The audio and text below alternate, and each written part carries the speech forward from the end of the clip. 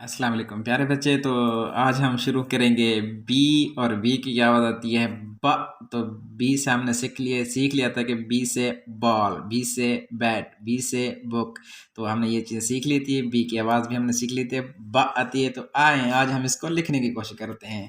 तो लाइनें आपको समझाई हुई हैं। तो सबसे पहले हम क्या करते हैं, बी को लिखने के लिए कैपिटल बी लिखते हैं। तो उसके लिए हम कहते हैं टॉप से हम कहते हैं स्टैंडिंग लाइन, कर्व, फिर मिडल से सेकंड कर्व।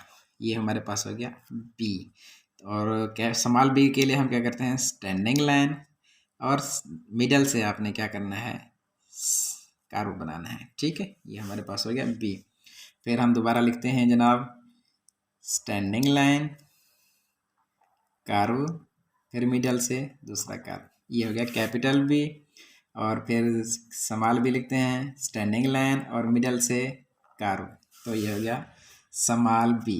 दोबारा कोशिश करते हैं, मेरे साथ आपने भी प्रैक्टिस करनी है, लिखना है इसको। तो स्टैंडिंग लाइन और कर्व और सेकंड कर्व आपने बना देना है। ये हो गया कैपिटल बी।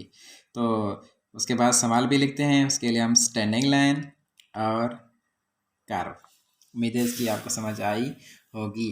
तो आइए इसकी मज़ीद प्रैक्टिस करते हैं। आपने डॉट ऐसे बना लेने हैं, फिर उस पर आपने पेंसिल फिरना है। तो उसमें आपने टॉप से standing line, first curve, second curve, standing line और मिडल से curve, standing line, first curve, second curve, standing line, curve, standing line, curve, second curve, standing line, curve. उम्मीद है कि आपको बी की भी समझ आई होगी और आप बी को भी लिखना सीख गए होंगे। सी यू इन नेक्स्ट लेटर।